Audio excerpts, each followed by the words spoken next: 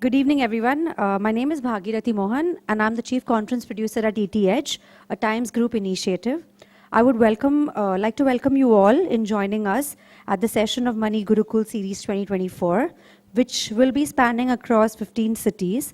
After successful editions across 5 cities, here we are at Gurugram, continuing to impart education. Hosted by ET Edge in association with Aditya Birla Capital, Money Gurukul in its 9th year still aims at empowering investors to move in the right direction by bridging the gap between information, investment, and action. This multi-city investor education initiative seeks to equip participants from all walks of life, including working professionals, young adults, housewives, and retirees, with the knowledge and tools to make informed financial decisions. These sessions will feature industry experts discussing a wide range of topics, including basic investing principles, mutual funds, portfolio management, and risk management, to name a few. In the interim budget 2024, Finance Minister Mrs. Nirmala Sitharaman stated Honorable Prime Minister Shri Narendra Modi's vision for Viksit Bharat by 2047, which represents the government's vision to transform India into a developed entity by its 100th year of independence in 2047. We believe that to pave a path towards this vision, our first step should be to continuously educate the investors to move in the right direction. Money Gurukul will focus on continuous financial literacy, which will equip individuals with the knowledge to make informed financial decisions, plan for long-term goals, and manage market volatility effectively. By mastering investment strategies and understanding the importance of a diversified portfolio, you can make smart choices and will lead to financial success, which in turn will contribute to India's growth story. Let's open this series with our focus on Invest Smart, balancing markets, financial goals, and long-term success. After all, Shikshit Niveshan will lead to a roadmap to Viksit Bharat. I would now like to invite Mr. K.S. Rao to open today's session with a presentation on Shikshit Investor for Viksit Bharat. Mr. K.S. Rao, Executive Vice President and Head of Investor Education and Distribution Development at Aditya Birla Sun Life Mutual Funds Limited, has over 3 decades of experience in the mutual fund industry. Under his leadership, ABS LMF has set the standard for excellence in the mutual fund industry, winning the Asia Asset Management's Best Fund House for Investor Education and the Best Fund House for Investor Education for Outlook Money several times in a row. Mr. Rao is very passionate about advocacy for financial literacy, and he has spearheaded impactful initiatives like the Nivesh Mahakumbh and Investors Hangout, empowering millions of investors across India.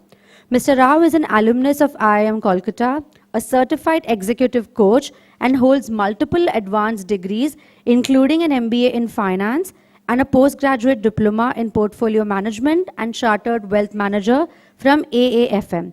I would now like you all to join me in welcoming Mr. K.S. Rao.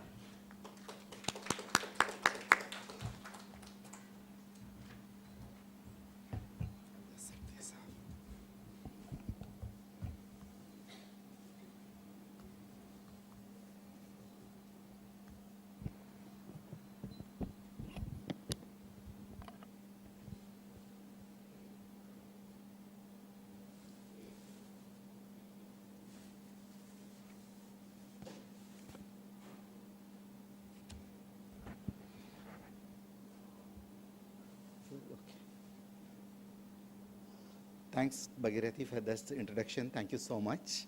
And thanks to entire ET Money Gurukul, Vivek, and team for making this happen. Thank you all for making time coming this afternoon or this evening for this session.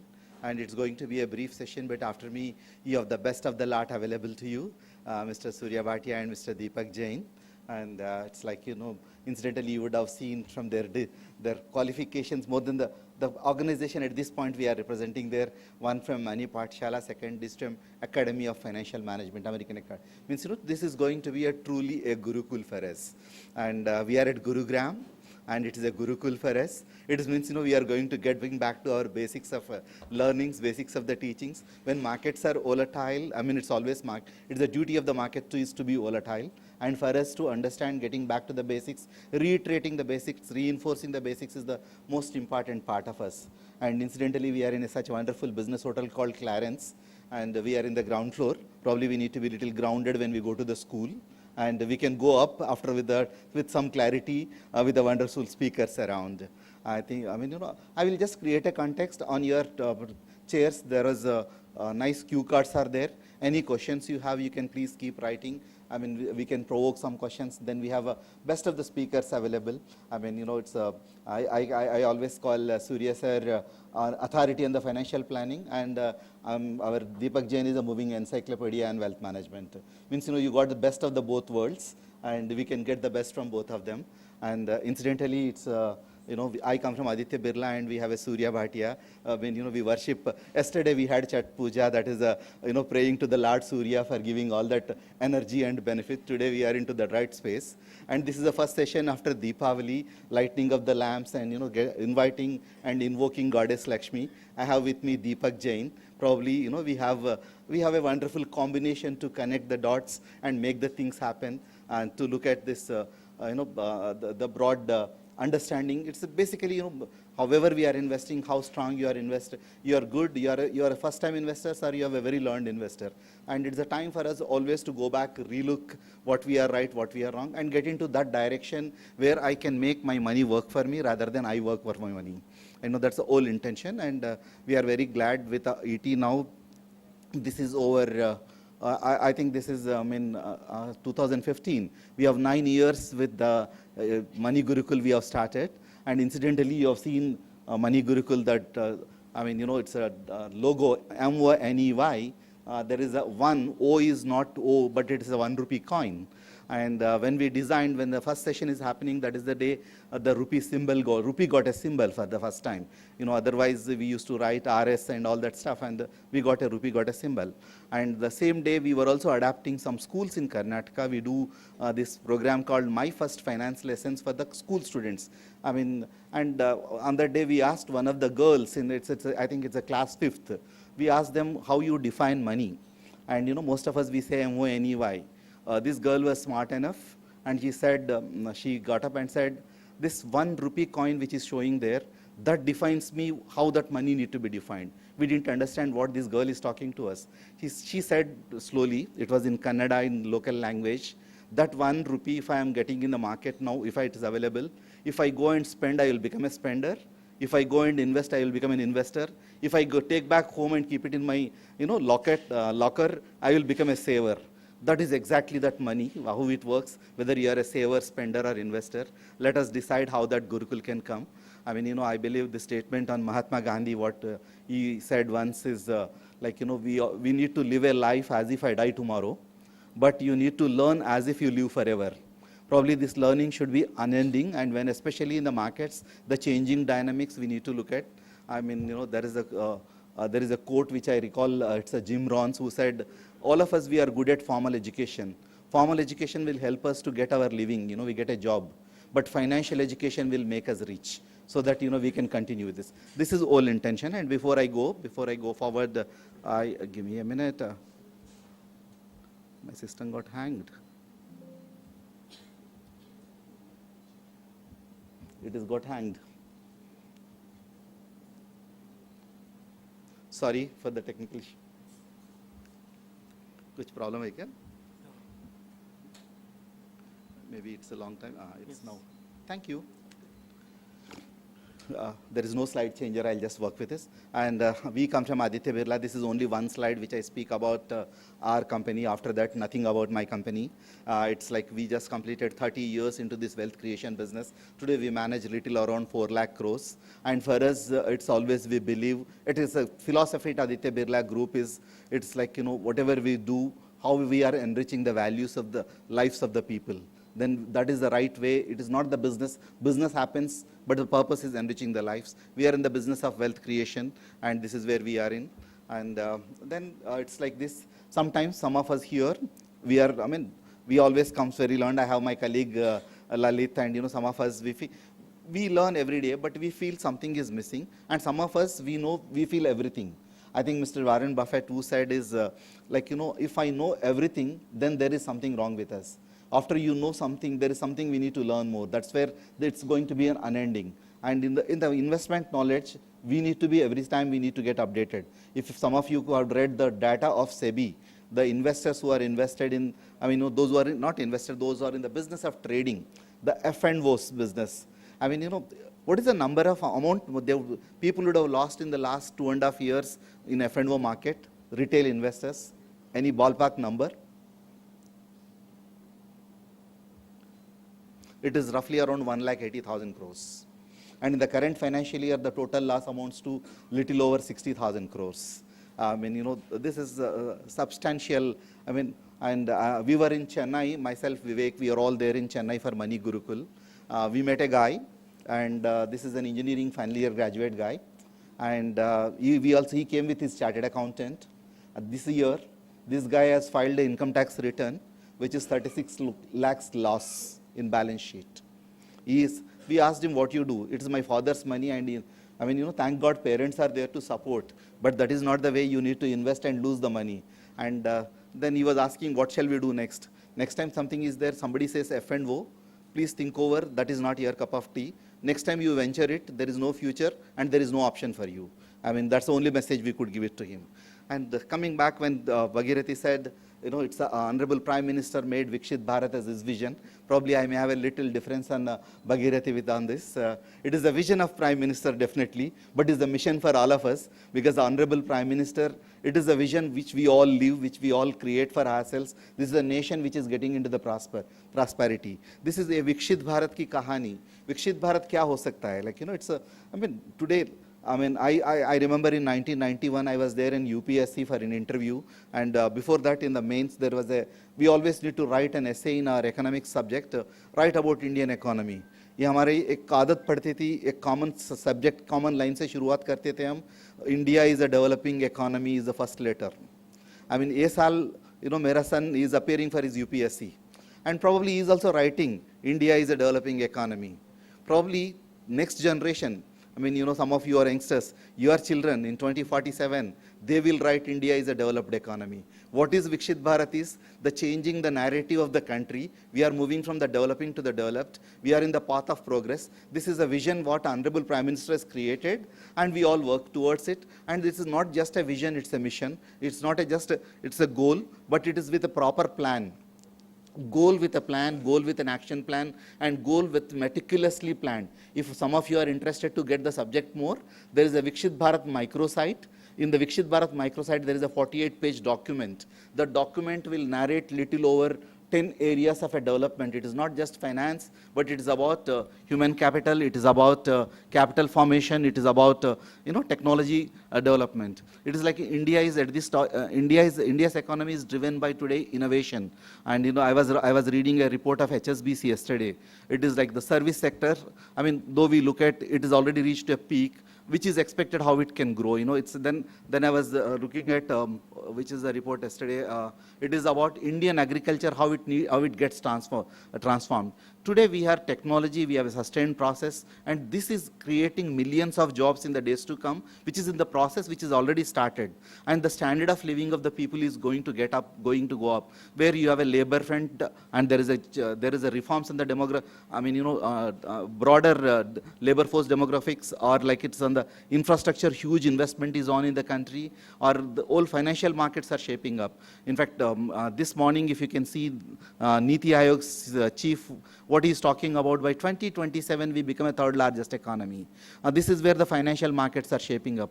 Probably we are also having some divine grace. Even externally over the world, what is happening to us. We have some difficulty with the neighbors. And today, if you can see, things have changed a little better for us. That enmity is getting away, then friendship is getting in. Or it's global forces are working for us. And we are a nation is always known to give to the world something big. And somebody jokingly said, somebody gives a virus, but we gives a vaccine. We belong to a nation which we cares for the people's health. This is a nation we belongs to. Probably we need to be a pride Indian. We need to take that we are pride Indians. We also need to take pride that you are born at this point of time. In 1991 or 92, which we were looking at the Indian reforms and what has shaped up. If somebody has come to you, the seniors who are here like me, in 1992, somebody has come to us and said, आने वाले 30 साल में भारत की प्रगति ऐसी होने वाला है.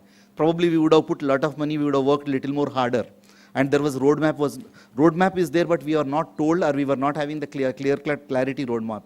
Today, Vikshit Bharat is a roadmap which is available to us, which we can look at how that can shaping up. I mean, all this leading to, as our Prime Minister always says, it is a reform, perform and transform. We are in the journey of reform. Reforms have started and performance is visible and transformation is in the progress. And we are in the land which is creating the biggest opportunity, the opportunity to us and opportunity to the globe. I think this morning again while I was coming from the Bombay, in the today's newspaper I was looking at, it is a Microsoft AI CEO who is talking about there is no one in the world can ignore India and do the business. And he's the man who is talking about artificial intelligence. He is the man, is a Yunus Khan, I think Yunus Khan or Yunus, it's is a Yunus Suleiman. He's the AI chief for Microsoft. He was narrating, and he was telling about the Microsoft development, the AI which is going to work for it, and he is specifically talking about our R&D center for the AI which is established in India from the Hyderabad. It's a big article in today's Economic Times. It is, I think this nation, I mean, if I go back and listen to what Swami Vivekananda said in Chicago way back in those days, he said, this is a nation to give a message, this is a nation of the future. Probably we are realizing now, and it is the mission is fulfilling now, that reach which is happening, and this is broadly coming in. I will not take out too much to the broad pillars of the Vikshit Bharat, but if you can look at 2 or 3 areas which can be interest to all of us today. I mean, over 100 of us who are looking at today, the 3 things which are more important. One is that India's GDP is growing up, and GDP is expected to grow in the 2047 8 to 9 times, and per capita income is going to go up by another 7 to 8 times or 8 to 9 times. Means our individual income is growing, nation is growing, means the pattern of the consumption will change, and the companies will establish bigger, and the capital market will only flourish. That will create, create the wealth, and we need to be in the cycle of wealth creation, and you need to be part of that journey and allocate that wealth to your money to that sectors which can create a further wealth for you. That's the first part of it. And second part of it is, life expectancy is also going to go up. When you have at a comfortable stage, it is mentioned that, now there is a study which is conducted. On every decade, our life expectancy is going up by 3 years now. Means the child born today, there is every possibility that child is going to be 100 years, and 100 years. And there is one book written by Professor Linda Granton. She is a professor in London School of Economics. She has written not just 100 years, we will be having 100 years work life. She is asking the corporates to establish a work measures where people can take an intermittent retirement and go back and contribute to the world and contribute to themselves. Because there are 2 things. One, this is the way I am going to live longer, means I need to have my wealth should work for longer. Second, my wealth should create it for it. And third, I need to work towards it. Means it's a larger message for us than other things which are coming in about good governance, etc. These are the broad statistics which I can look at how the Vikshit Bharat is going to shape it up. I know it's whether it's in per capita or it's and today, incidentally, we are the, I think Mr. Putin, who said yesterday, again, this is there in today's Economic Times, and India is one of the superpowers. It has to be considered to be in superpower. And why he said is, the largest population is in India today, and which is growing up in 10 million a year, over next 1 decade. Means we need to look, this nation you can't ignore, and you need to be, this nation is going to be a superpower nation. This not only economic agenda, broad agenda, and fundamentally things are changing in this Vikshit Bharat, a journey of the transformation. This Vikshit Bharat is a success of the success story of the nation. It is a testament for the people potential. It is unleashing this opportunity available to us, and that's where SEBI always says our regulator have a tagline, informed investor is an empowered investor. Our whole intention at ET Money Gurukul, at Aditya Birla, we all here today to ensure that we need to be that informed investors. That's where we need to get that empowerment, and that's where we call it the smart investor. One of those themes which they mentioned is a smart investor. Who is the smart investor? It's like, if I go to Deepak ji, and Deepak ji does lot of programs across the country, one who got a smart goals. That is one part is the smart goals. But other smart investors for the Vikshit Bharat could be who is the Shikshit, who is continuously learning. Learning is always comes with a learning, unlearning, and relearning. You need to be continuously educated, empowered, and you need to get that investment which you can get there. And second is when you are getting, it's not a straight line, markets will go up, it's not the straight line. You will see ups and downs. You are in a global economy, you are integrated. It's like anything happens in the geopolitics. I mean, anything, probably we have seen just 2 days before, when the world's largest democracy is going for the elections, then you see the volatility. Markets are always volatile. How you need to manage the volatility is the most important, and managing the market's volatility may not be very difficult job, but most difficult job than that is managing our own minds, managing our own behavior. That's the most important part. And the third part which can make us better investors to stay hooked, stay, अमीर बनना काफ़ी आसान है, अमीर बने रहना काफ़ी मुश्किल है. Then उसके लिए asset allocation का ज़रूरत होता है. You need to go get into the multiple assets, and ET comes with the ET comes with a branch called Edge. All these events are conducted with their unit called Edge, EDGE. For me, that EDGE itself is an asset allocation. E is equity, D is debt, G is gold, and E is real estate. You need to invest in every asset class the way which suits to your, in your financial planning. And the R is for your, today, most of the times in the last 3 years, some of you are the first time investors. Probably you have seen only returns. You have not seen the risk. Please understand the risk in the market, put the risk before the returns, then risk versus returns and risk adjusted returns. Understand that in a better way. And time in the market or timing the market. None of us can do the timing the market, then we are here to lose. And you need to stay investing is the longer term.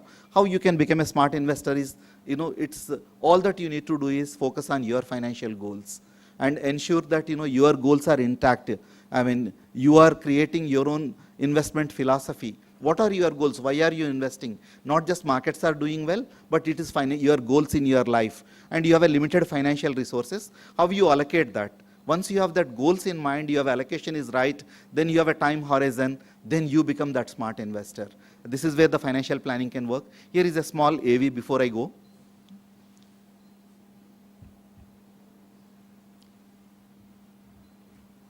एक बहुत बढ़िया plan. अभी 10,000 invest करो, 6 महीने के बाद 20,000. अच्छा, जितना डालो उतना डबल. डबल? हाँ, मिस्टर कुमार है ना, उन्होंने भी इन्वेस्ट किया था. अरे वो अपने कुमार सर है ना, उन्होंने भी इन्वेस्ट किया था. आज क्या नहीं है उनके पास? गाड़ी है, बंगला है, नौकर चाकर सब है. अपने कुमार भाई है ना, उन्होंने भी इन्वेस्ट किया है इसमें. बंगला है, गाड़ी है, जितना डाला उसका सीधा डबल. अरे वो अपना कुमार दा है ना, लाइफ एकदम सेट है उनकी. अपना कुमार साहब है ना, नौकर चाकर सब कुछ है. कुमार साहब नहीं है अपने. आज की डेट में उनके पास क्या नहीं है? अरे मिस्टर कुमार कौन है? मिस्टर कुमार वो कुमार साहब. ये कहीं सुनी पर यकीन न करें. पैसे इन्वेस्ट करने से पहले खुद जांचिए, परखिए, फिर इन्वेस्ट कीजिए. सेबी, हर इन्वेस्टर की ताकत. कोई कुमार in the room? नहीं. Sometimes we become Kumars if we are not continuously learning, and most of the times we live in the greed and fear. And Kumars can happen in many ways. Today the cyber frauds, the scams which are happening. Earlier I know the thief can come from the front gate, but today thief can come from anywhere. And the biggest gateway we opened is our mobile phones and your data. Just now we were discussing about some companies. Today we are in a capitalized, the economy, it's a colonized digital economy. I mean, are we searching the Google or Google is searching for you? The moment you search for something, then 10 things will come to you which you don't need it. Then we need to be much more careful. We should not become Kumar. And what is the message of that video, which is little dated, but it's got a message? Anybody? Don't follow the crowd.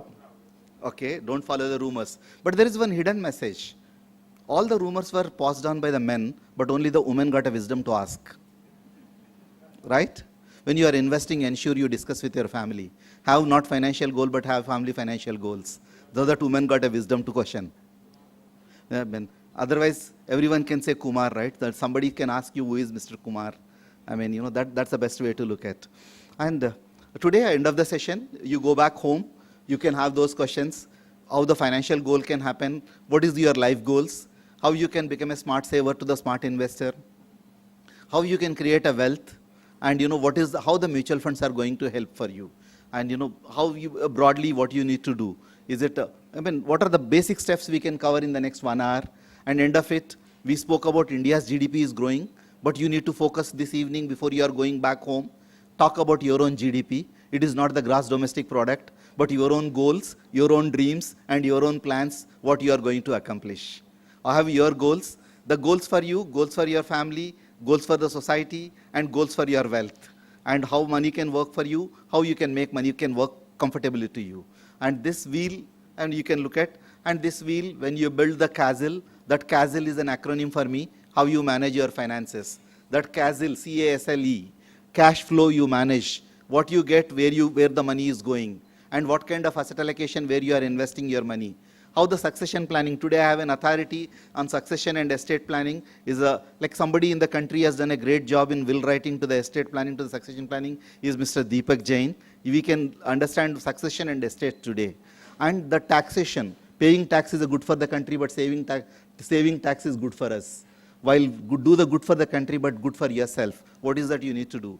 And leverage is the most important part, if we can ignore. I mean, you end up taking more loans, then you end up paying more debt, and there is a EMI, and which part of the EMI you are into with you are paying every month installments, or you are investing every month in a right way, whether equity monthly installments, or you are getting your EMIs, you are paying for it, where you are. Just you can look at this. We will have a conversations with them. You can write those questions. End of it, whole journey is whatever you save. Saving is the first criteria. Convert that savings into the investments. Investing according to your goals, and invest for the long terms. Which way market perform doesn't matter, but the power of compounding is the one which creates the wealth for you. And in the longer run, the money which comes to you is because of the power of compounding. And with the higher the return, the higher the compounding. But it's the power of compounding is the crux where you can look at.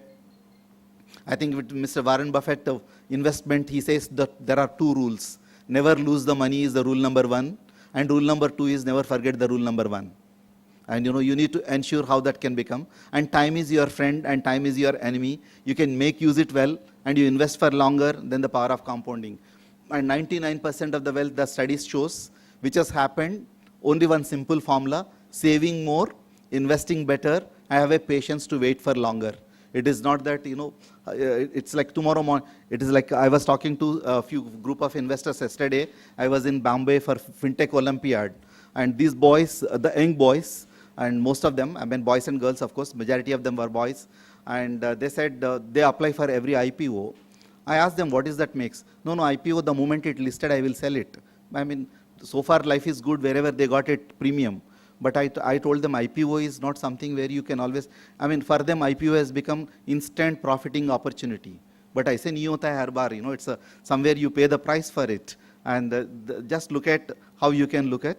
And invest for the longer. That's where all other factors are secondary. Your power of compounding is the first. Power of compounding will work when you have a power of investing. And where you invest, how you invest your money. Today we predominantly talk about mutual funds.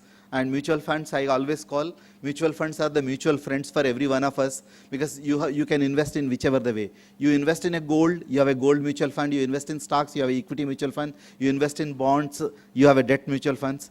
Mutual fund is a vehicle. You can invest through any of these instruments. You can come through the mutual funds.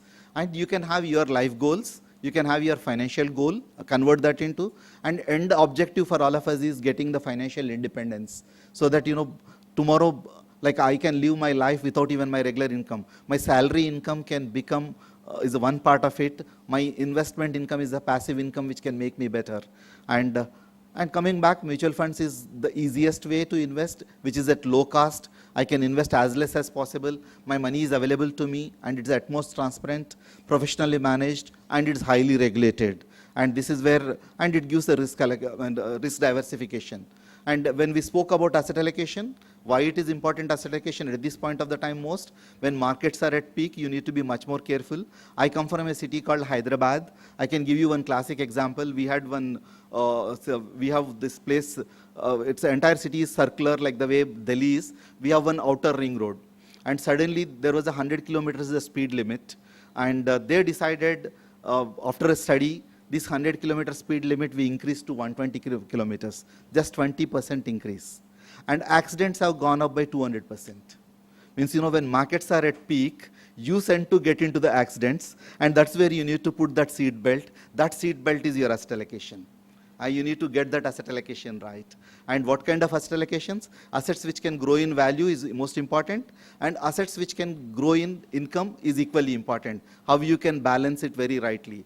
In fact, I met one of the Panditji recently. This guy said, during Diwali, he said, Diwali is a time where we work for the SIRI, SIRI. And this Pandit ji said SIRI के लिए छोटा सा definition दिया. उनके जो income होता है, S में, I में, R में, I में invest करना है. S क्या होता है? First, my saving income, my investment income, my risk income, where risk capital, and the last one is my investment capital. So that I get a right asset allocation. I save some money, which is a saving capital, investment capital, and risk capital, and it's a income capital. You need to understand there is a risk. There is nothing called risk-free. Everything is, driving in Delhi is the most riskiest thing, and we are all here.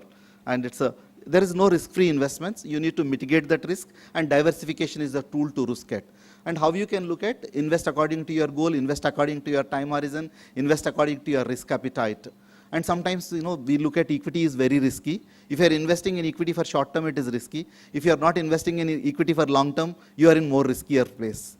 You need to understand that part of it, the time of investing. If I am into the cash for the longer term, if I am in equity for the shorter term, both are riskier. I need to understand how I manage my risk. And each of them can work short term versus long term. And in the longer term, I need to create myself wealth, and for which I need to take risk. This is where we need to have that kind of understanding. And we believe cash equivalent can give a great opportunity. It's the short term, but in the long term, you need to get that, otherwise it depreciates. And when you are choosing the mutual funds, you have plenty of opportunities, but the right way is to look what your goals accordingly you invest. If your goal, then mutual fund in a short term, 1 year, less than 1 year, you have a liquid fund, or like longer term, you have equity. Each goal, there is a mutual fund available. In fact, my first boss in the mutual fund industry, when I joined in this industry way back in 3 decades back, first lesson to me he told me is, "Beta mutual funds में 2 लोगों के लिए scheme नहीं है." मैंने सोचा क्या है ये? He said, एक is a 2 born, एक is dead and gone. बाकी लोगों के लिए म्यूचुअल फंड का स्कीम है. आप जो करना है कर सकते हो. There is a mutual fund scheme for every need. You want to put for a 1 day, you want to put for 100 years, there is a mutual fund. And all that you need to do is map your investment goals with the mutual funds. And then you can look at, not just look at investing, simple, make things as very simple. And timing in the market is the most important. Time in the market is not that important. To create a wealth, you need to be there throughout the time. You need to stay invested. And SIP and STP and SWP, these are the 2-3 ways where you can invest in the mutual funds. SIP is you are automating your savings, and which can be, monthly you can create that kind of wealth. I can tell you one classic story. This is on January 31st, I was there in South Central Railway, one of the PROs who got retired. And he is invited on the retirement day to some of us, and with him there was a financial advisor with him. And these railways got a unique thing. On the last day, they will be given their entire, the service emoluments, whatever they get, their provident fund, gratuity, all that check will be given to him. This guy is an IRS officer. He got some 1.83 crores as a retirement benefits, which was presented to him by the general manager of South Central Railway. Then after that, when his retirement speech it is coming in, he picked up a piece of paper from his pocket, and he told the guys, this is the statement of account where I invested my money, which was showing 4.24 crores. And I invested in the last 20 years only 20,000 plus month, and whenever I got extra money, and thanks to my financial advisor who made this. I worked for railways for 33 years, which I got 1.83, and this guy worked for me for 20 years, I got 4.24 crores. That is the kind of wealth creation which can happen when you invest regularly. It is a SIP, and when we have money, when markets are volatile, I have a huge money where I can put into, I may not put tomorrow morning into the equity, I can put into the debt and systematically transfer to the mutual funds where I get rupee cost averaging, and I can also manage my money in such a way I don't need to worry about the market is STP. Or when I want to take back my money, there is a simple way is SWP. These are the simple tools where you can go. We have a decent books we have given to you while going, or you can collect it. You can go back and this material, and you can come to our website www.mutualfunds.adityabirlacapital.com on invest education side. You can download a lot of such materials. And when it comes to the market, it is a Benjamin Graham, this book of Benjamin Graham, Intelligent Investors, latest edition was coming in, latest edition which is available in the market, which is fresh edition. And it's worth looking at the quote which is always quoted by Warren Buffett about his master, Mr. Benjamin Graham. In the short run, market is a voting machine, but in the long run, it is a weighing machine. But somebody said day before yesterday, Trump has made, voting machine, it is like, voting machine got trumped and it has got a weighing machine today, whichever the way. But, don't look at short-term volatility, invest for the long term. And it is like predicting the rain does not count, and predicting the market is very difficult. All that you need to do is preparing for it and moving forward. Managing markets is, it's the responsibility of fund manager and our investment advisors. All that what we need to do is managing our own behavior. And when you manage your behavior, understanding your behavioral biases, the biases can be anything while you are investing, which part you are into, whether it is a present, recency, or overconfidence, herd mentality since everyone is investing, or this is a hot tips which I am getting it, or I don't want to invest because I lost last time, or it's I am comfortable with my current portfolio. Just get out of these biases and get into, and expectations are always, it should be a smooth ride, but market is not always smooth ride. There is a year in the market you don't get return. There is low return, no return, high return. And sometimes you need to wait for that period is longer. Even when you are investing in the mutual funds, don't check your NAVs every day. That net asset value which we talk about, that net asset value I define in 3 ways. One, I am entering into the scheme today, I have a net asset value. If I have invested for my retirement goal, I can look at my net asset value after the number of years when I am looking at, that is now available value. In between period, it is a never available value for me. And don't look at, it's like a tree growing every day, you don't look at. Wealth creation can happen, power of compounding can happen when you forget what you are investing and you are investing for lot. And all that what you need to is focus what you can control. You can't control and focus what election results in US or what Ukraine war can do it or what Israel can do next. This is not under your control. Have your investment process, have your investment advisors, ensure your savings are higher and ensure you are investing for the long term. And short term you would have been lucky enough to make money, but in the longer term if you have a skill you can make a lot of money. Luck can work in the short term for a day. But even that luck is an acronym for me, LUCK, labor under correct knowledge. You need to understand even for the luck, you need to buy right things to at right time. And investing in returns, ROI, but investing in yourself is the biggest one. And biggest wealth creation formula is have your budgets, have your financial coach, have your financial goal, minimize the debt and ensure your long term and create that will. We will talk about, Deepak Jain will be talking about how we can create a will. And of course, we will get some ideas how things can happen. End of it, whole intention is your investment income should be higher than the expenses. Your it is like key to financial freedom always is converting your earned income or passive into the passive income. Your portfolio income can give you much more peace over period. This is a part of Invest Education Initiative which we are doing. It is under the aegis, and we across the mutual fund industry we do this this Invest Education initiatives to ensure. You can come, and SEBI has come on their portal. Not only on the complaints, today you have a SEBI got a nice education module, free of cost, you can get a certification. Probably you can take that, you can encourage your children to get there. There is a fabulous one, you can download this SEBI's app and you can learn. That can create a lot of curiosity on investor certification and examination. With this I will thank and I will invite our panelist and Bhagirathi to take over. Wishing you all the good luck, and this is the first session after Diwali. I pray to the goddess Lakshmi. We all create that wealth, and next Diwali, I think next Samvad, we will be much more wealthier than what we are. And thank you so much.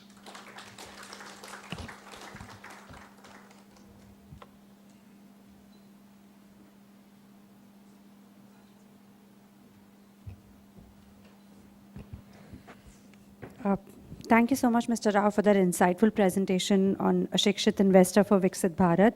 Investing wisely is a very crucial step towards achieving long-term financial security and growth. Whether you are a seasoned investor or just starting, understanding the principles of smart investing can help you make informed decisions and build a stronger financial future. Moving forward on our journey of educating investors, we will now delve into our panel discussion on Invest Smart, balancing markets, financial goals, and long-term success, discussing key topics like smart investing, budget implication on investing, balancing markets, etc. For this session, I would like to start welcoming our esteemed panelist, Mr. Surya Bhatia. Mr. Surya Bhatia is a chartered accountant and a passionate advocate for personal finance, bringing years of expertise to his role as promoter of asset managers, AM Unicorn Professional Private Limited, and co-founder of Money Pathshala. Mr. Surya established his wealth boutique firm Asset Managers in 2003, which is dedicated to advising on effective money.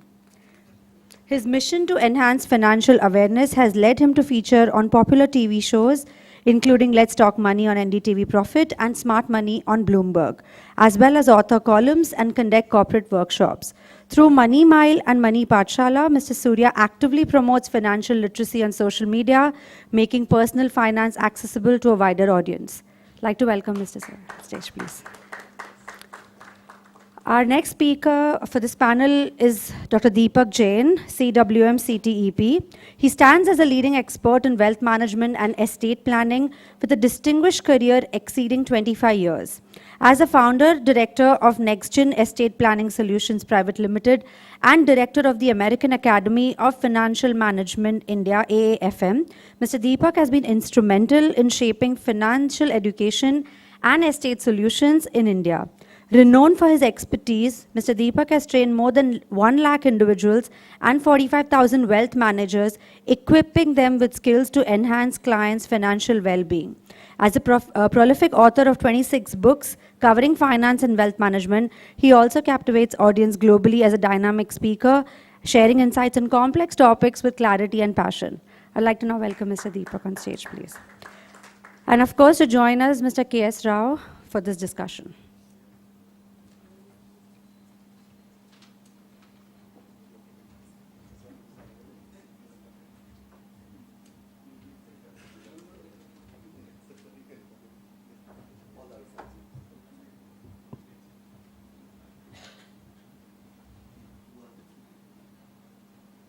A warm welcome to you all.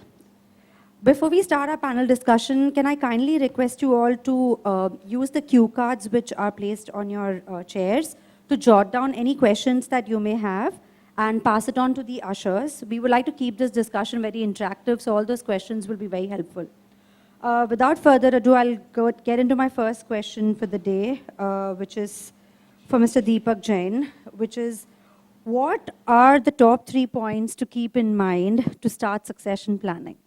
Okay, so first let's understand what is succession planning. So if I ask you, when you do wealth management, you have 3 objectives in wealth management. First is, how do I enhance this wealth? मैं इस wealth को बढ़ाऊं कैसे? Second is, how do I protect this wealth? How do I preserve it? How do I safeguard it?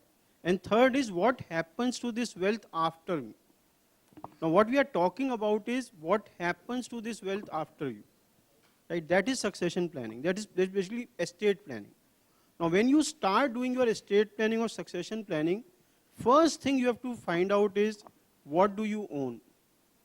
And I am sorry to state, most people do not know what they own.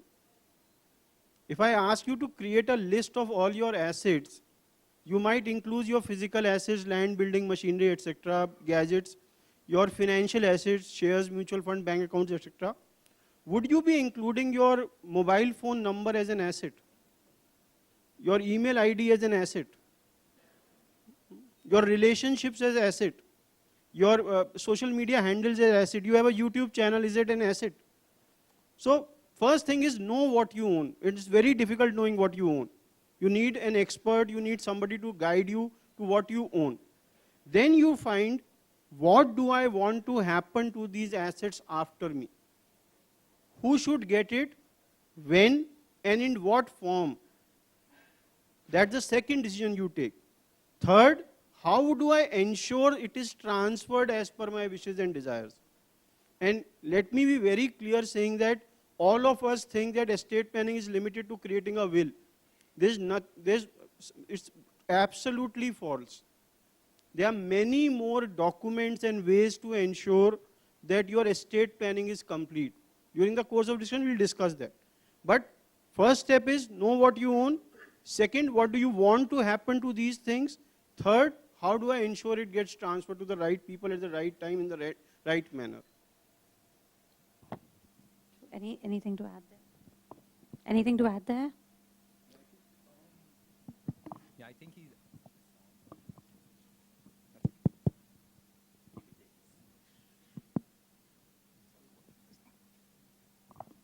Yeah, I think what Deepak said is actually spot on. The very premise that we need to kind of look at the assets from a physical assets perspective. And what we really miss out, and I think that's a point which really he highlighted very, very, very nicely, is the fact that in the so-called AI space in today what we live in, the so-called digital ownerships we have of these assets, we all miss out. 100% of the audience over here, and people we know, and I deal with lots of people every day, they typically miss out the digital aspect of it. My family will not be even aware of the passwords I carry on my mobile, on my email IDs, and maybe some of the sheets which I've done in my Excel files. And we have seen many instances, and I'm just saying it with actual practicality of life. We have seen many instances when family grapple to find those passwords, to even access very basic hygiene, personal finance hygiene factors of life. So every one of us, and we all think that we'll create a sheet, and the irony of the situation is the sheet is also password protected. So how do you actually access that? So we need to make sure that some part of my life, we need to go back to the basics, which simply means that it needs to be in black and white. You may create a hard disk, you may create a pen drive, but what happens if they get corrupt? It's not that I'm taking you on the Stone Age side, but some checks and balances need to be found and placed so that my family is in a position to get the right benefit from what I have done as a hard work. Great, and I think, that...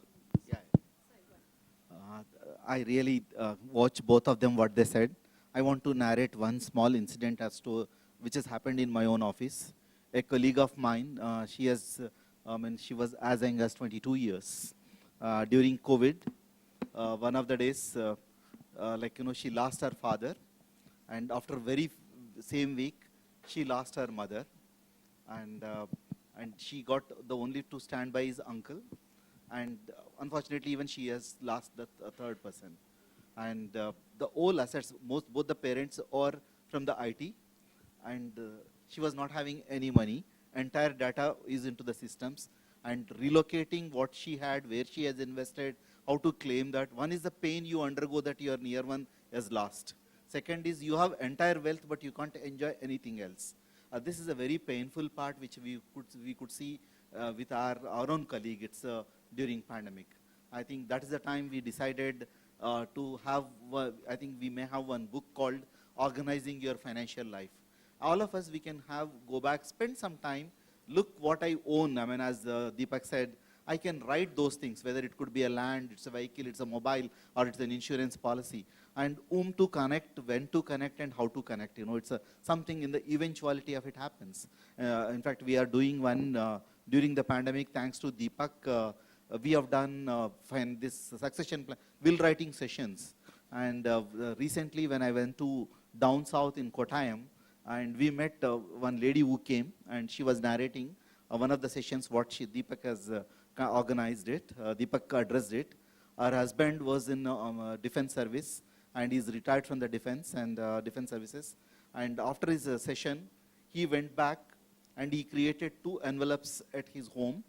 And one envelope which is talking about his will, basic will he has created, which he kept it in an envelope.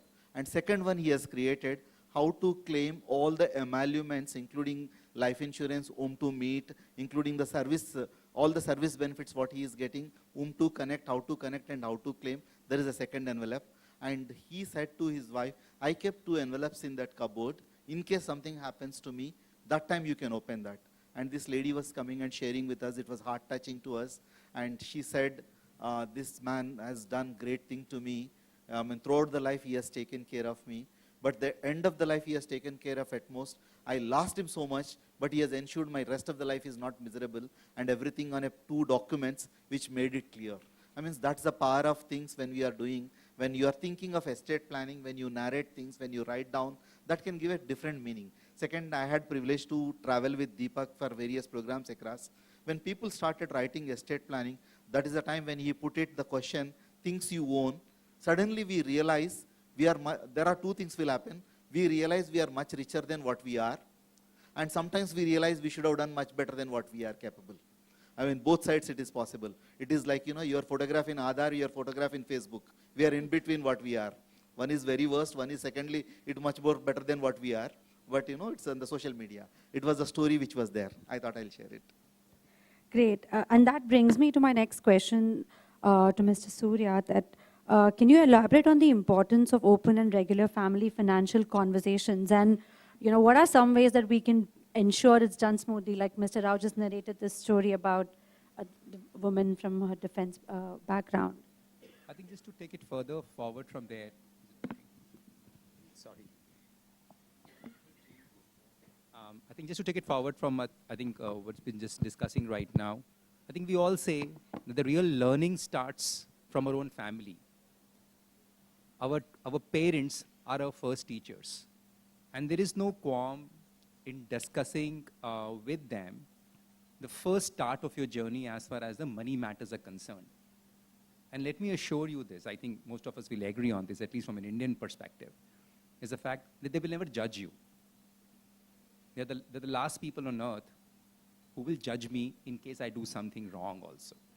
So if I open up, if I talk about money matters, if I talk about what I think, what I want, what my needs are, you get a perspective from their experiences.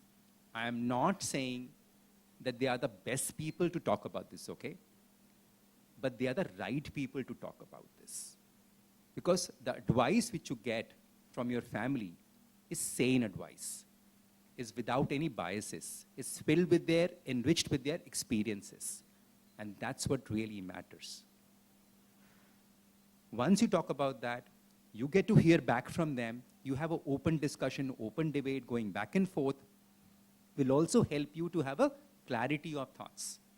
But what we always advise and always strongly recommend, and I'm using the word strongly over here, is simply because you also need to go back to the drawing table and see what is being told to you.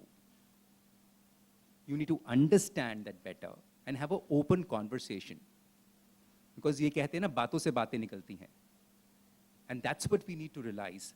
More discussion with you do, with your friends, with your family, people whom you trust, people whom you believe, will lead to your different tangent altogether.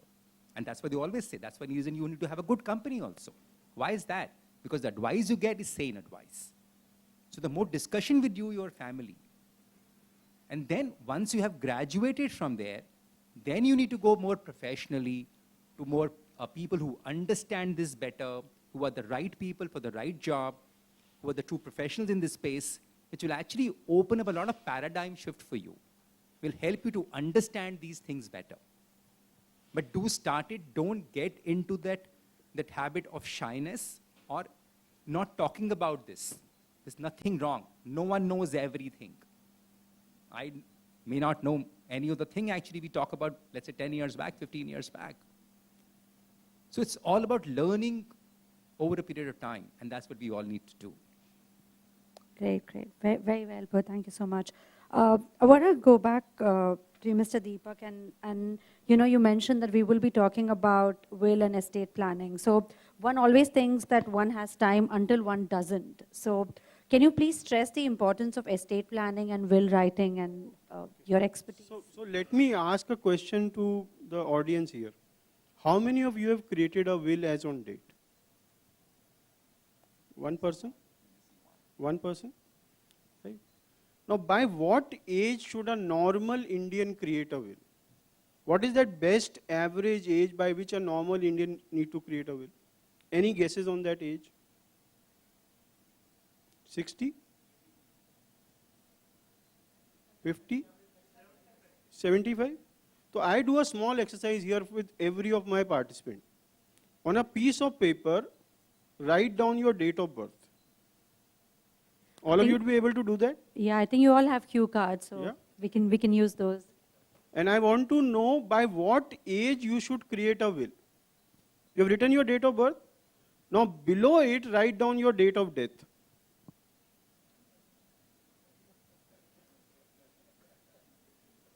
You need to create a will before you die. And none of you knows your date of death. So when should you make a will? Today. Actually you are late. The best day to create a will was when you turned major and you acquired your first asset. You are lucky that you can still make it. And if you don't make a will, who would suffer the most? People you love the most. People you love the most would suffer the most because of your inaction. Right? That's the first part. Second part is you are talking about discussing with family. Have you discussed your estate plan with your family? How many of you are ready to discuss your inheritance and succession with your family? And very few Indians or very few people in the world do it. Why? They say, why should I prepone the problem today? Or they might say that if my children know what amount of money I am leaving for them, they might not work as hard as they would work if they don't know. There are two basic reasons, right? But if you think that by not discussing you are avoiding something which is conflict amongst your children, is it possible that by not discussing you are avoiding it? You as parents have already become villains in their eyes many times before. No? For whose good? The child's good. Today also you should become a villain again, if it entails becoming a villain. And many parents come to me and say, my children are so well raised that they will never fight over my assets. To these parents I ask a very simple question. When they were kids and you bought them toys, did they fight over the toys you bought for them? And if your children could not share their toys while they were young kids, and you were around, what makes you think they'll be able to share your inheritance when they have grown up, you are not around, and they have a family and partner who is interested in this wealth? So you should not assume an agreement amongst your children about your wealth distribution. You should create one before you die. It's the pious duty of every wealth owner, every parent, that my wealth would not become the source of your quarrel. My wealth would not be the reason of spoiling your relationships. That's the biggest asset your child has, the relationship between siblings. And because of your inaction, it is being spoiled today. And most of us do this mistake. Right? Ma'am, can you come again with your question? The importance of will writing, which you just stressed, and importance of estate planning. So estate planning is, okay. The second part is will enough? Is will enough? Actually, we are only considering one situation, I am not there. I am considering the other situations also. How many of you have minor children? Children who are less than 18 years of age? Anyone here who has minor children? Question is, if both of you pass away and your child is still a minor, who will get the custody of your child? Have you done something for it? And you will not go to the grandparents, please let me tell you. It would be decided by a judge. That's called certified guardian or the legal guardian. But there's a third type of guardian possible in India, which is called testamentary guardian. Each parent has the power to appoint a guardian of their child while they are alive through a document called letter of guardianship. If you create this letter of guardianship and appoint a person as guardian, that person would automatically become guardian of your child in case both of you pass away. Is your child precious to you? Have you protected them? Third is, suppose you become disabled. You are in coma, you become mentally incapacitated, you have Alzheimer, you have dementia, etc.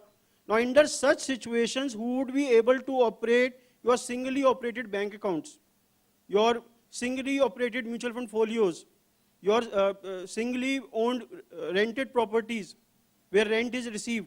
Who would be able to renew all of this? And what have you done for that? For that, we create a document called Springing Durable Financial Power of Attorney for Incapacitation. And last document, which is an essential document for all of us, and I'm sorry I'm giving you those situations, my job is like that, right? And the situation is, suppose you are on a ventilator for more than 15 days, brain dead, in coma, but doctors keep you artificially alive. Why? Because they are legally obliged to do it. And maybe, very few of them might think we are making money on his body, right? So what's the risk? First risk is your wealth is lost to a doctor, nursing home, or a hospital. But that's the lesser risk. The bigger risk is you are in a lot of pain. Can you do something about it?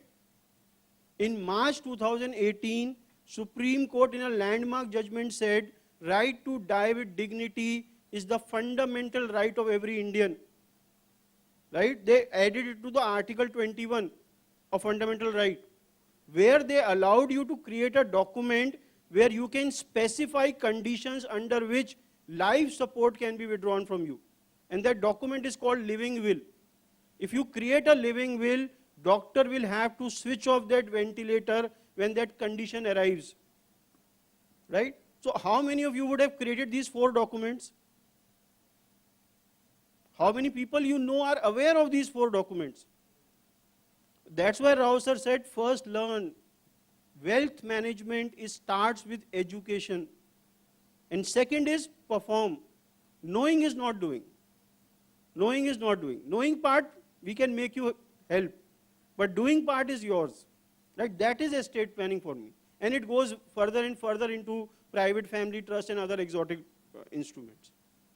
Great. I think the whole idea of today's Money Gurukul, so there's been a lot of learning for me as well. I didn't know about few of these documents, so thank you for bringing to attention. To Mr. Surya, the next question, what is the importance of asset allocation and diversification, and what's the best way to go about it? See, I think we just highlighted, I think Mr. Rao just in his presentation, highlighted the importance of asset allocation, how critical it is. Importance, yes, but critical more. Because no assets perform equally. Every year, if I just do a, let's say, last 15 years, 20 years of a benchmark of various asset classes put together and see how they perform, you will see all asset classes performing differently in different years. And there is no magic wand to determine which asset class will do well in which year. No one has that. At least I don't have that with me. So we need to make sure that the risk level which we have, the risk tolerance level which as an individual I can take, basis that, which is different for different people, basis that how much I need to put assets into my equity block, that's one part of the assets. I need to put into a fixed income, that's another asset block for me. Then you can put commodities. In India, we talk about commodities more in the relevance of gold and silver, typically. You can even add real estate to that, because that's also an investment strategy. While we Indians do count 2 asset classes as sacrosanct in my mind, and that's actually embedded in my mind, in all our mind, including me too, which is actually real estate and gold. We always believe that these 2 asset classes can never go wrong. So I'm not going into the debate of that right now, but all these asset classes, they need to be further broken into various parts and pieces. For example, if I talk about equity, I can actually have a large cap, mid cap, small cap, and I can further bifurcate that. In a gold option, I can have a sovereign gold bonds, I can have a gold ETF, I can have gold bond, people who want to buy a, let's say, a physical gold. But all these asset classes do make a difference. If you talk about years when you see equities doing very well, gold may not do well. Of course, this year was an exception, if I say so. The last 1 year was an exception. But otherwise, they actually, to a certain extent, do carry an inverse relationship, so which actually hedges you across the equity performances. Fixed income comes with its own merits. But then the problem happens with all of us, we all being humans at the end of the day, we always say, that's doing so well, why should I put in an asset class which is giving me a 7%? I can actually earn 7% in a month. And we hear this every day. So you need to be fair to yourself, understanding the fact that which asset class suits me well and which does not give me a sleepless night. Don't get bogged down by what your peer says. Don't get into a FOMO effect, your fear of missing out on some asset classes. Just be true to yourself. But one step ahead to this also, any asset class structure you try to create in your portfolio should be totally dependent on two parts. Firstly, it should be more goal-centric to you. What kind of need of money you carry on the table. If the money is meant for maybe a sacrosanct need, I cannot take risk beyond a point, irrespective of the fact how the equity markets are behaving. That's not the asset class to go to. Likewise, the other investment strategies you want to plan can be done accordingly. If it's your child's education, while nothing wrong in the equity, but you need to see, I cannot go back to my child or to my spouse saying, no, I put the money in the markets and the markets turn bad. Let's not send him to studies this year, send him next year. That's not the answer. So therefore, we need to be true to ourselves, what the money is meant for, which kind of goal. And second part is actually the longevity of the goal. Even if these goals are, let's say, short term, I will definitely not consider equity as an asset class. In equity, I'm only using as a metaphor. It can be any other asset class. But if the goal is meant for long term, same goal, I can consider the same asset class. See, all asset classes are good. It is we who have to decide whether it suits my profile, it suits my DNA. By DNA, I mean my risk tolerance level, because most of us may have the risk capacity, but I may not have the appetite, which means how do I react when markets go down is something which defines me as a person from my DNA point of view. So you need to have a holistic approach. And if you create a diversified portfolio, at some point, as I said earlier part of this, some point, some will do well, some parts, some will do well. But overall, if you are able to generate an alpha on the portfolio, and when I say an alpha, I typically mean a combination from an inflation and a GDP growth perspective. That's my return. I need to make sure my portfolio is able to generate an inflation-adjusted return. Sounds very easy. Actually, it is not. Because the moment you bring your taxation into play, because that's the reality of life we are in today, you add the taxation angle and add the inflation index too. And we are in a country which is in a developing stage. We're still far, I think, still some years away, as Mr. Rao said, before we go into the developed economy. So my inflation will always be high. I need to beat the inflation to remain just above the water, so that my money is growing in the real sense, the real value for money. So a true diversification of the portfolio will help you in achieving that return, which is just inflation adjusted. And if you are able to beat inflation by 2 to 3%, I can assure you is job well done. Don't chase returns. Follow diversification to your portfolio. And in the long run, I can assure you that's job well done. Great, that's well put. Before I go into my next question, I encourage all of you all to use your cue cards to ask questions to our experts. Let's make this a very interactive conversation. You can write your questions on your cue card and send it to us, and we'll be happy to discuss. My next question for Mr. Rao, whether it's a bear market or a bull market, SIPs have emerged as a valuable option for investors. How are SIPs driving the long-term investment scenario today? Probably, if I can look at SIP book, the way it is growing in the country, that shows the SIP, how it is creating a wealth to the people, and the easier, the way we are talking about asset allocation and consistently investing. And it's a simple tool making our life much more easier. If I want to invest, if I have to have a discipline, it's like, somebody want to have a good health, people say you have a discipline of, follow few things, right? Sleep well, eat right, and have a balanced diet, and then you can consistently do it. Which is, saying is easy, doing is very difficult. How I need to do automation. The automation is SIP looks very simple, and that can give a mandate, and whether good market or bad market, it continuously do for me. And there is a period where market is not doing well. I mean, I get more units. When market is doing well, I may get less units. Over a period of time, it has created a wealth. I mean, then we have some statistics, if I can say. If the last 20 years, if somebody has invested only a Nifty index fund, the person invested through the SIP route has got the more wealth than the person has chosen some periods of time where they invested into the lump sum money into the Nifty, or point to point of the Nifty wealth creation. Means wealth creation happens to you because markets are always volatile, and SIP gives an advantage with the rupee cost averaging that is creating a wealth. And today, if I can look at it, it's 25,000 crores of SIP book and little over 16 crores of folios in SIP which is coming in, which shows that wealth for the common man which is happening. And mutual funds, when it is established way back, 1964, it's a 60 years of the story. And that time when there is a finance, it's a Parliament Act, the then finance minister said, we are creating mutual funds to ensure the common man can get a capital market benefits. I mean, wealth can be created. Probably that is happening today. The common men are getting a capital market benefit through the SIP route. I think it's the easiest and simplest way where we can look at, we don't need to control, it can happen. Great.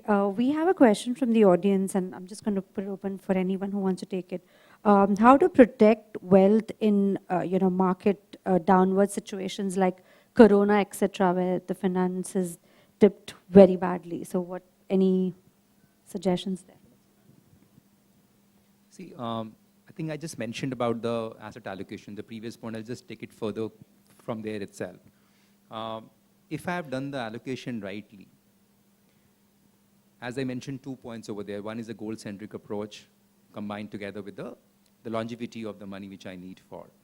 Assuming, let's take that example which you have quoted, let's say in the COVID times, portfolio value, let's say in an equity block, gone down by 30–40%, thereabouts. And you got actually in a state of panic. Everyone was.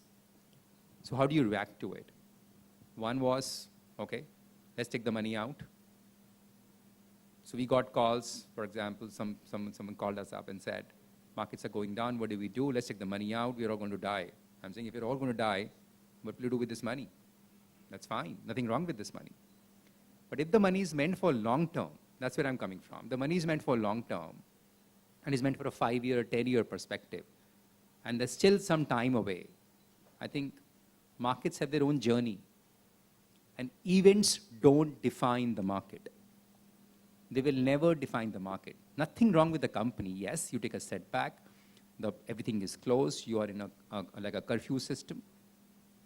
But things will shape up. If you believe that's not going to change anything, then where will you put the money in? What would you have done differently had you known this? You have done, let's say, a bank deposit. You would have gone to a bank and say, I'll put my money in a bank, keep very safe. But just extrapolate this further. Industry is not working. I kept the money in the bank. How in the world will bank is going to service me my interest on my fixed deposit? Banks are also industry in their own self. How will banks earn? Banks further lend the money. They earn interest on that. And some part is being kept by the bank as their profits, and part is being paid back to me in the form of my FD interest. That's the way banks work. Now, if the industry is collapsing, banks will also, sooner or later, if not immediately, will also play the same music. So the money is gone. So be true to yourself. Don't panic. And if you have done the investment for the right purpose, with the right longevity of investment, there is absolutely no problem. The challenge arrives if you have done an investment meant in an asset class which is meant for long term, but done with a short term perspective. That's where my problem is then. And that's what you need to avoid. So I'll just add to it and just simplify what you said. So there are two types of investors, and tell me which type of investor you are. There is one investor who has made one investment portfolio for all his financial goals. And there's another investor who has created different portfolios for different goals. Which one are you? One portfolio for all goals or different portfolios for different goals? And which is better? Which is better out of these two ways of working? Different portfolios for different goals. Now, if you have different portfolios for different goals, then you choose the second thing which Surya asked you to choose, asset allocation. And that depends on time to goal. There is no other factor than time to goal. Age is irrespective. Right? There is a 70-year-old person who wants to save money for his grandson's higher education, which would occur after 15 years. Where would you ask that person to save money? Equity or debt? Equity. And there is a 20-year-old person who wants to buy a car next year. Where would that person save money? Equity or debt? So it has nothing to do with debt. It's nothing to do with age. Most important thing is time to goal. And as per time to goal, you change asset allocation. Right? So you would have some goal which are 0 to 2 years. I would say put 90% money in debt, 10% in equity. You have some goals which are 2 to 5 years. I'll say, okay, put 50% in equity, 50% in debt. You have some goals more than 5 years old, 5 to 7 years, 80% into equity, 20% into debt. More than 7 years, 90% into equity, 10% debt. Now suppose COVID happens and market falls by 25%. Right? So where would be the hit maximum? 5 to 7 years and the upper part. And then I'll ask you a question. Do you think Indian stock market would recover in next 5 to 7 years? What would be your answer? Yes? So is there a loss? Loss is just a notional loss. It's actually not, because you don't need that money. You need it after 5 years. So there is actually no loss. That's what he meant when he said match goals and asset allocation, and time to goal is what decides asset allocation. If you do that, that's financial planning for me. I think one last thing I can add there is have this asset allocation, have your goal planning, but have your emergency fund. You are protecting your long-term money in a better way. The moment I have an emergency fund, all these times it will sail through me and my assets will come back to the original price, then I will protect my wealth. I mean, emergency fund, it looks like it is not earning any money, but it is helping my other money to earn much better. I mean, it is decide what kind of emergency fund you need to, whether 3 months, 6 months, 12 months, depending on your income and requirements, or the family of a double income group or single income group, or the EMIs which you are paying. Mr. Deepak, I think everyone has taken your point about making a will very seriously, and we're getting quite a few questions on what should be points that should be considered while making a will authentically. Are there any 2 or 3 tips that you could share? Okay, so while making a will, as I told you, first make a list of all your assets, right? Decide whom to give and when to give, and in what form to give. You are very good with an equity portfolio, and your spouse doesn't know a difference between saving bank account and current account. Will this equity portfolio perform after you? Then you can write in your will, moment I pass away, convert this into a fixed deposit and give it to her or him. It could be either way. I'm not gender biased, right? So first thing is decide what you have, whom to give, and in what form to give. That's very important. While making a will, you have to make a list of all your assets. Second mistake which most people do is, and if I ask all of you, how would you like your wealth to go? So if you are a married person, you will say, after me it goes to my spouse and then to my children. Equally or unequally, that's a different matter. This is what you will say. Problem is, your will is a one-time play. Right? It cannot be play, rewind and again play. That means after your wealth goes to your spouse, spouse will would operate on it, not your will. So you can only give it once. Yes? So make sure that when you create a will, you ask your spouse to create a will again with you. Right? It should not be only one. And if you, in case you create a joint will, it becomes irrevocable after the death of one, which most people don't know. So that after the death of one, second one cannot change. Right? That's the second problem. Third problem is, a beneficiary cannot be a witness to the will. Person who is gaining money from this will cannot be a witness to the will. Right? There should be at least 2 witnesses to the will. One more person who is very, very important in a will is called an executor. Who is an executor?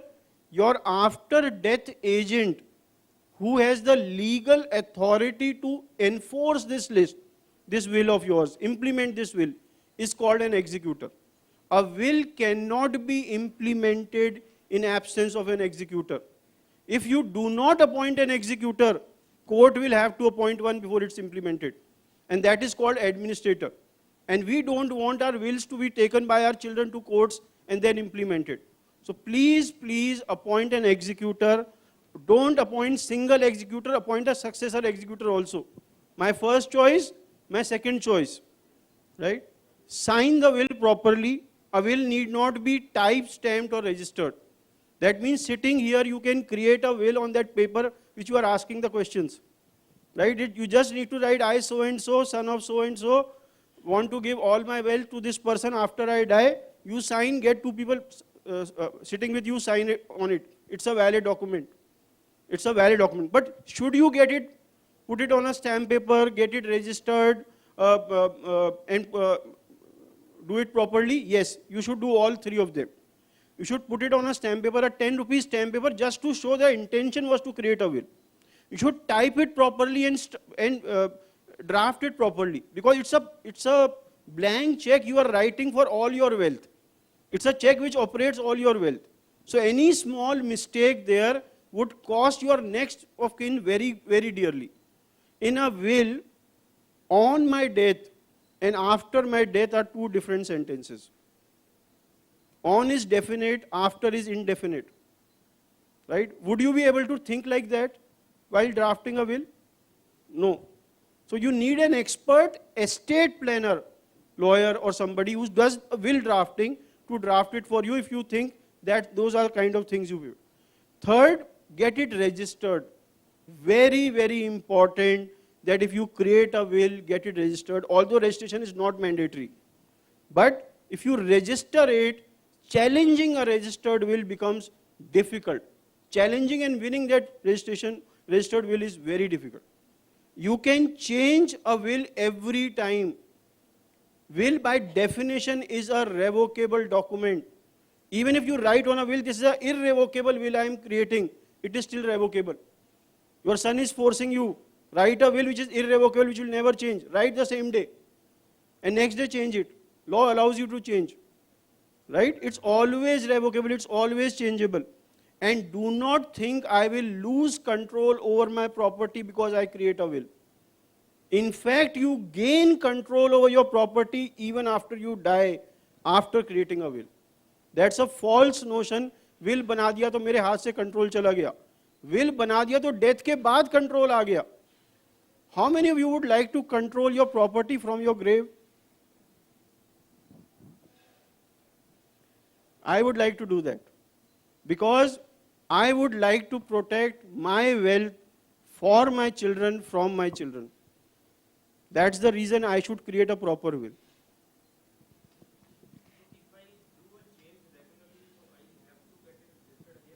You can change a registered will by an unregistered will, but you should not do it. It's allowed legally. But it's better if first one is registered, next one is also registered.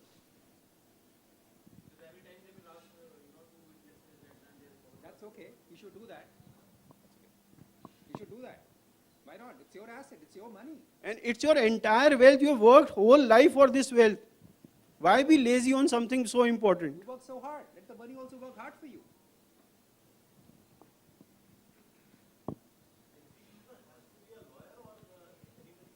Anybody can be an executor.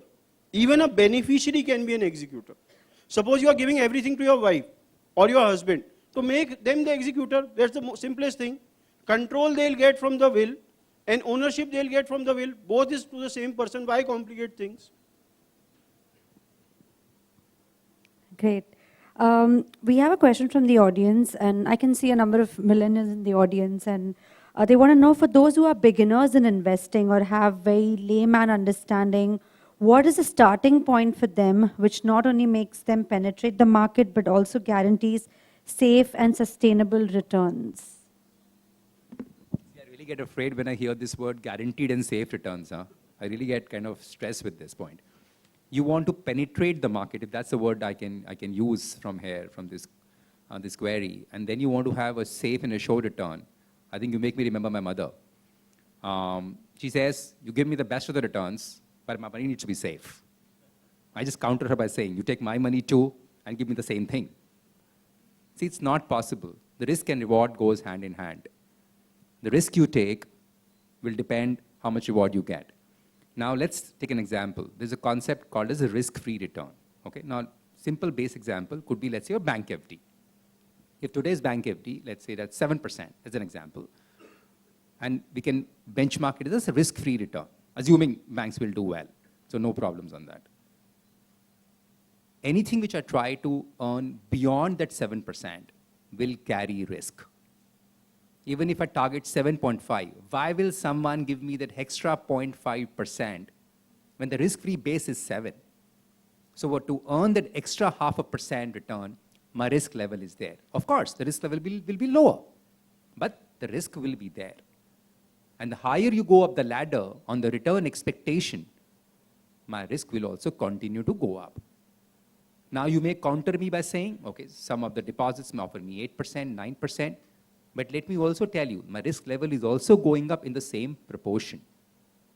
If I end up doing few different asset classes within the, let's say, fixed income also, if that's the example I'm using, my risk level is also going up.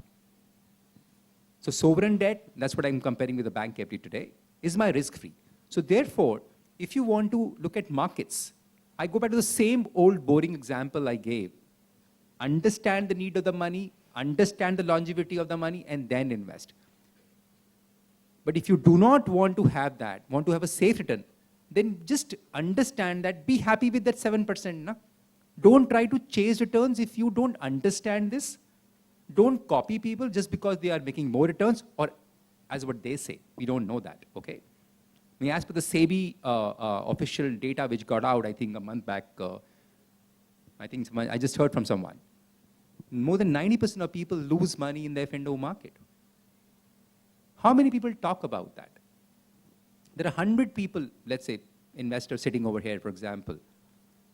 If all of them, for example, are doing investments in equity, will anyone come and tell me in open public I lost money? At least I will not hear this. I've never heard this also, which means everyone is making money. I don't think so. So listen to people, but also use basic common principles of investment and use it to your advantage. Great. I hope that's answered your question. Our next question is, how do investors analyze companies' financial statements and performance to access its stocks? And how do investors interpret and use stock market news reports and analysis in decision making? See, you need to educate yourself on this. That's very clear. So education is upgrading yourself, your financial literacy. But first of all, you need to have the time for it. You need to have the acumen for it and the right knowledge also. You can do that. That's one option if you want to do on a stock trading. Another option, go the mutual funds route, where you have the professionals, where you have the experts who are doing the same job for you. So why not give it to professionals and you do end up doing your job, which you know best. But yes, if you do want to do it yourself, just don't go by the word of mouth. Just don't go by what you hear on the social media. Please understand, get the fundamentals right, and educate yourself before you want to dwell into that. And also, just to add to this, just because the last year or so markets have been very good, they may not remain the same, as you would have all seen over the last few days. They're actually an untamed animal. That's the word I use. So please be wary of it. Don't try to tame them. Walk with them, you will make money. You want to ride them at your own call. So yeah, I may ask you a question. What has been the average return in stock markets for last 15 years, on an average? See, stock markets, if you look at the overall indices, Deepak, if that's what we're talking about, I think the way I'll try to put this in a different manner is the fact you should always look at a stock market as a combination of two factors. It's a total sum up game of your GDP and your inflation. Right. That's what your average return should be. So if my GDP today is at 6% thereabouts, Yeah. and inflation is 7, you add 6 and 7, 13. Just top it up by another 1-2% of alpha which you generate. So your expectation should not be more than 15%. So should I chase average return or above average returns when I invest in stock markets? Come with the expectation of an average return. Right. If you are able to deliver over performance, great. But if you come with that expectation, then you have a serious problem then. Mr. Rao, you elaborated on edge, signifying equity, debt, gold, and real estate. So we have a question that if there is an option that you buy a home with debt EMIs, but home value is also growing and you don't have liquidity, or you take a home on rent and you invest the value with diversification and you have liquidity, what is the way to go? Probably Surya can be a better answer. I think it's on you, sir. Being a financial It's on planner, you, he is the right person to guide. I mean, you know.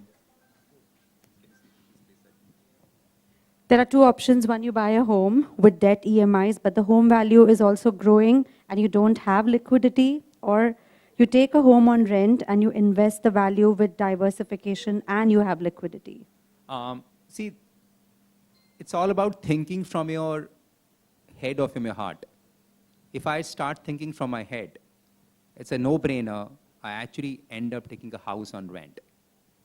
On an average, globally, my rental yields are around 2.5 to 3% of the value of the asset, value of the property, which means the property is worth 1 crore.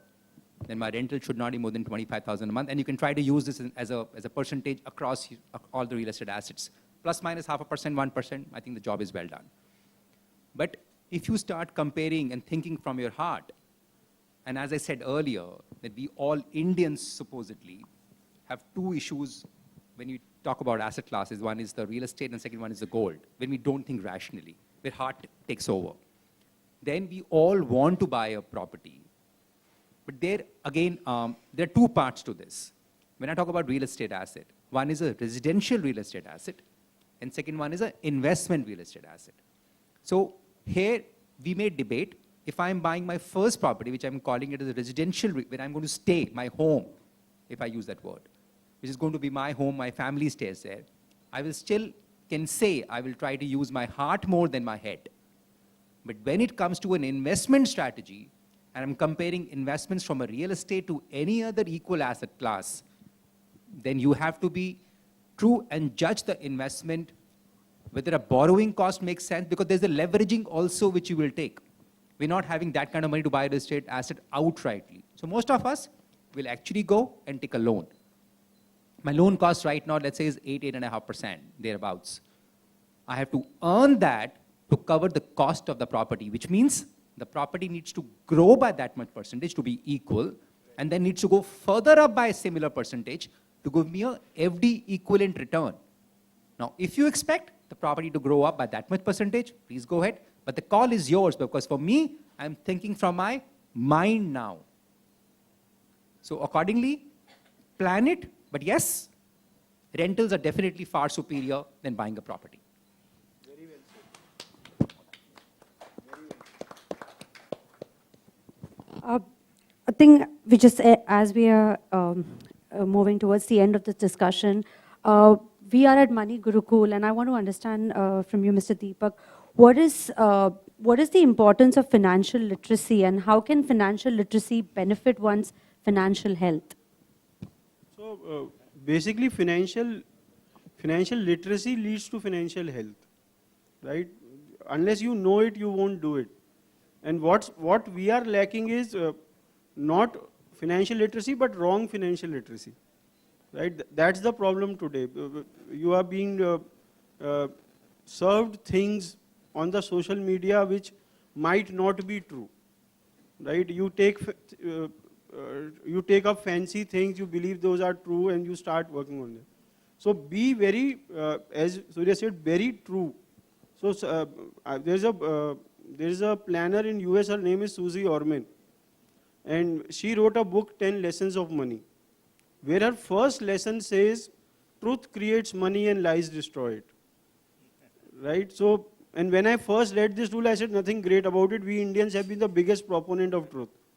Right? Satyam Shivam Sundaram, Satyamev Jayate, Sachi Sanatane, all this my ancestors wrote. So what can you teach me about truth?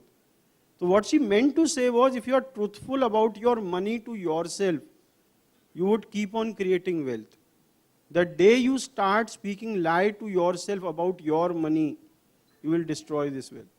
And we all have been guilty at some point of our life where we have spoken untruth or lied to ourselves about our money. When you bought that second cell phone handset fully knowing that your first one is working well, or you did not need it, you spoke a lie to yourself. In my business, I might say if my client sees a iPhone 16 in my hand, he'll go for a bigger SIP. Right? Am I being truthful to myself? So financial literacy starts from being truthful to yourself and learning the right things, being able to judge what is true, what is false, and practicing it. And if you can't do it, outsource it. That's the easiest way. Whatever you don't know, better outsource and pay your attention on things which you are good at. Yes, that's a question, yeah. Yeah, gone with the mic. Yeah.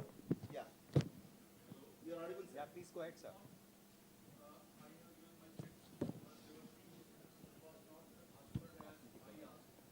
Okay.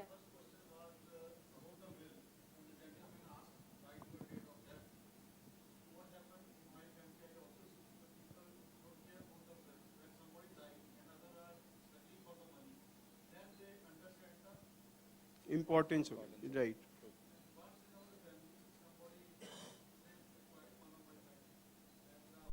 She made the will in name of his son. Then if son got married, the daughter-in-law challenged the will. And I heard that will the change the court. So I write the publicity of the will. Somebody will and other take some other step and will. This is the one. Let me answer this and come to the next one. See, what he is saying is, suppose you give your wealth to your child, right? Child marries after he inherits your wealth and they separate from their spouse. So, spouse can take their wealth as alimony claim. Right? You losing 50% of your wealth to suppose a separating partner or spouse, this is what he is asking. So, he is asking whether a will can protect against that. I am sorry, it cannot. But what can prevent? Yes. If you create a private family trust and transfer this asset to the trust and make the son the trustee and beneficiary of this trust, I can guarantee you the wife will not even apply for divorce. Why? Because she is divorcing the husband, not the trust. See, every property has two parts to it, and please understand this very clearly. One is called title of the property. Second is called control of the property. Title means who owns it, whose name it is. Control is who is enjoying it. If I ask you, you can get only one out of these two. Either title without control or control without title. What would you choose? Title or control? Control. You enjoy control. नाम किसी के भी हो, मैं मजे ले रहा हूं उसके. Right? Trusts allow you to control property without having title. And let me tell you, title is the biggest risk. If I don't pass the title to my child, I pass it to a trust and give the control to my child, they are secured. Not only from separating spouses, from creditors, mismanagement of money. There are so many things which can go wrong. Legal liabilities, right? All of this, they are secured because they no longer own it. They are just enjoying it. So that's the answer to your question. Yes, will cannot work. But what I will do is I will make a will in favor of the trust. So I will use both of them. I have three questions. My second is, when the first gentleman was giving the presentation, I was feeling very good about the money growth and many things. I tried to note, but he was going very fast. Very interesting presentation. So my second question was, suppose I have 1 crore rupees and I don't have any knowledge of shares or future funds or insurance or how I will bifurcate my 1 crore rupees, where to put so that according to your knowledge, that you can think. Today somebody is saying that gold बड़ा अच्छा जा रहा है, 2 साल बाद इतना हो जाएगा. One of my friends is a share broker in Delhi. He said कि मैं तो एक साल में पैसे डबल कर लेता हूँ. मैंने ये से बनाए हैं और ये unlisted company ये वो. There are people and they are making money also. Somebody is not expert like me. How you will advise? Somebody has 1 crore rupees, my age is 20. How I can bifurcate my 1 crore rupees in all segments? To actually approach a financial advisor, while I may try to answer that, but that will not be a solution to you for over here. Because while one thing is execution, which you can talk to, let's say, people who have the knowledge and the awareness of the same, but then is tracking the portfolio, sir. How will you do the tracking part? So my request to you would be, please consult a financial advisor. There is the SEBI website is there. You can go out to the SEBI website. There's a list of complete advisors. Anyone which is close to your place, you can actually call them at home. They will visit you. And they are SEBI registered advisors, sir. So they have cleared all the requisite exams and are impaneled with them. That's what I will advise you to go that path, sir.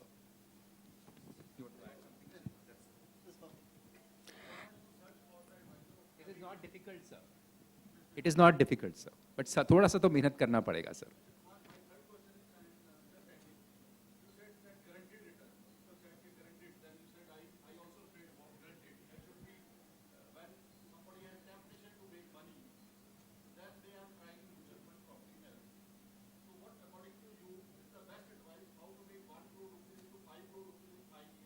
Sir, please help me in that, sir. Sir, I'll meet you separately, sir, after this, sir, to take gyan from you, sir, on this. There is no magic wand, sir. Which means talking about money multiplying 5 times in 5 years, which means you're actually talking about the exponential growth of the money. That's not going to happen, and don't try to aim for it. I think Deepak just mentioned in the conversation earlier how much you expect an average return over a period of time. My answer to that was, you have to understand the limitations of the market. The country is a market, for example. So the country is growing at a 6% growth GDP, and my inflation is 7%. Add the two together, 6, 7, 13%. Add 1 to 2% extra on top of it. As an alpha, you will do better than the overall country's performance, which means 15%. In a longer period of 10, 15 years, if you're able to generate and match that, the job is well done. Also the fact, if you are able to beat the inflation by 2 to 3% tax adjusted, the job is again done very well, sir. Don't try to chase returns, sir. Because you're talking only one side of the story, which is returns. But risk and reward goes hand in hand. आपको सिर्फ अच्छा दिखाई दे रहा है अभी. ये flip side भी हो सकता है. Anything which can give me a 20-30% return, if that's the target, it can give me the minus 20-30% also, sir. So please understand that, do you have that risk tolerance with you for that 1 CR to become 50 lakhs? Or you think one will only become 5? The coin has both sides, sir. Great. Great.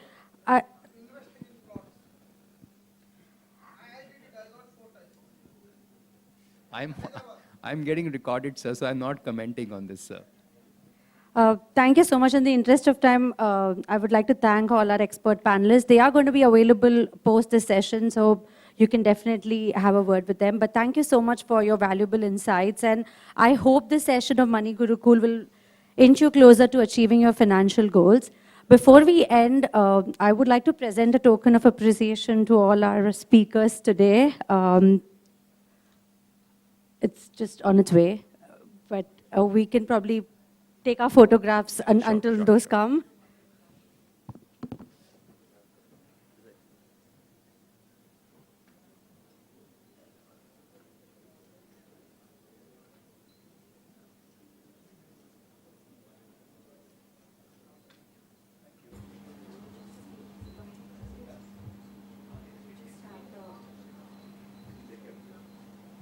Yes.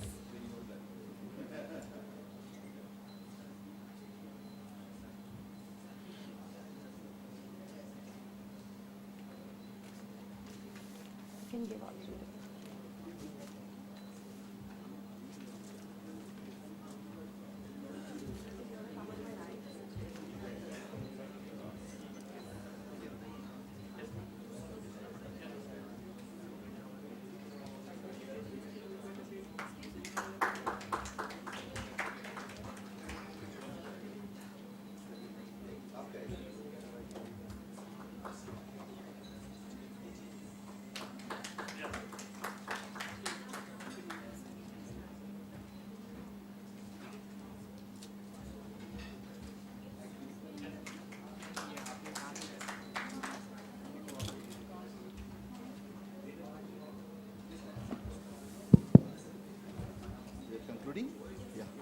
Thank you so much for each one of you for taking your time.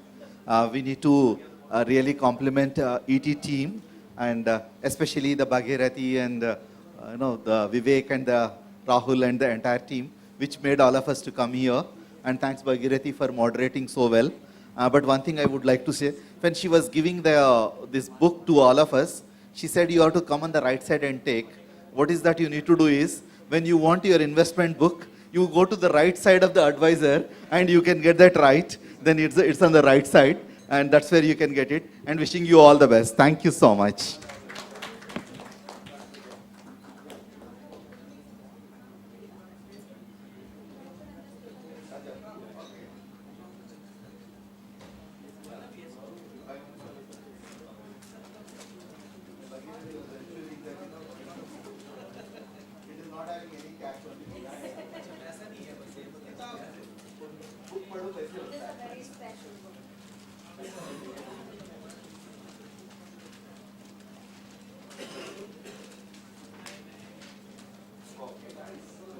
No, awesome. Thank you so much. This is the man who was the treasure more.